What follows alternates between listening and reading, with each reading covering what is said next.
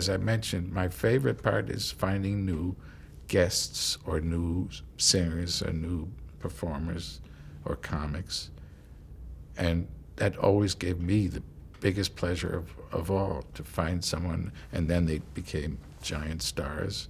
And you thought, isn't that nice? I found these people. Can you give us an example from the Oh, television? it could be Barbra Streisand. You know, she was a girl that hadn't done any television. No one had seen her. And she used to live right above. Well, I also produced after,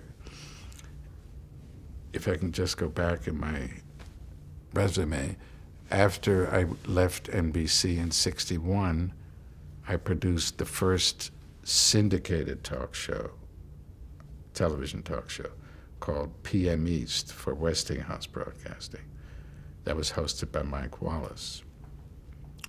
And it was during that period where I found Barbra Streisand, who was hanging out in an apartment right above our studio. And I talked with her.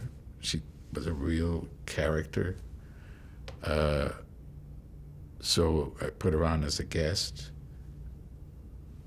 That was before I knew that she was a singer. She was just a real New Yorkie character, girl had about a dozen keys, which were apartments that she could sleep in for one night or 2 nights. She didn't have a place of her own. And then the second time she was on, I had her perform, and she sang like a bird. So we used her on a regular basis, and she then got a Broadway play from that, and a great career, as we all know. And Bette Midler, who was singing in a bathhouse in New York, and someone mentioned it to me, and we brought her in for an audition. And again, a great, unique talent, also crazy and insecure. And even, after her 20th appearance, was still completely panicked every time she showed up. Never found any security whatsoever, but remarkable talent. So people, or comedians, whether it's Gary Shandling or Bill Maher, these are people I saw either in a club. Gary Shandling I actually saw on the Merv Griffin show, that I put on the show. There are many comics. Stephen Wright I found in Boston when I was looking for colleges for our kids. I had them bring in all the comics in Boston to this restaurant to do.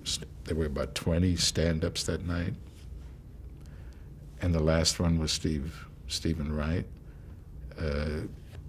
My kids it was really late, they wanted to go home and couldn't stay awake, and I said, I got to stay till the end. And the last one was Stephen Wright.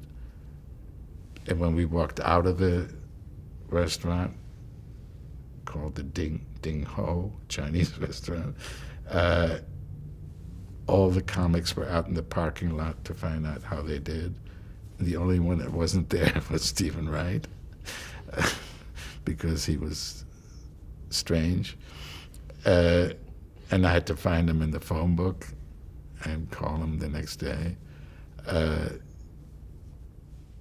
But I love finding people that are really, really talented. What do you think that you see in those people when you were watching Stephen Wright or when you saw Well, Bette when Midler? I saw Stephen Wright, I said, this is completely different from any other comic ever. It was unique, different style of comedy. And you get, or I get, very excited when I find something that's unique, that's just better than anyone else you've ever seen. And I love having the opportunity to build them by using them. I mean, Stephen Wright was a smash the first time he came on the show. So I brought him back a week later and another week later. You know, you can, the Carson show was a great place to discover and build new talent. And it's thrilling. I mean, Stephen Wright, every year on the anniversary of his appearance, calls me and thanks me, you know, for the last 20 years. Because he's just a sweet, decent guy. But it's so nice that you can give somebody a whole career just because they haven't had the exposure. Were there people that Johnny saw that you agreed or you disagreed with as far as talent? No, actually, Johnny and I had similar tastes. He was very uncomfortable with comedians who played a character. Andy Kaufman is one, who played a character but refused to step outside of the character. That made Johnny crazy. You know, who does he think I am? That's an act. But they're pretending like that's who they are. So he wasn't happy with that type of comic.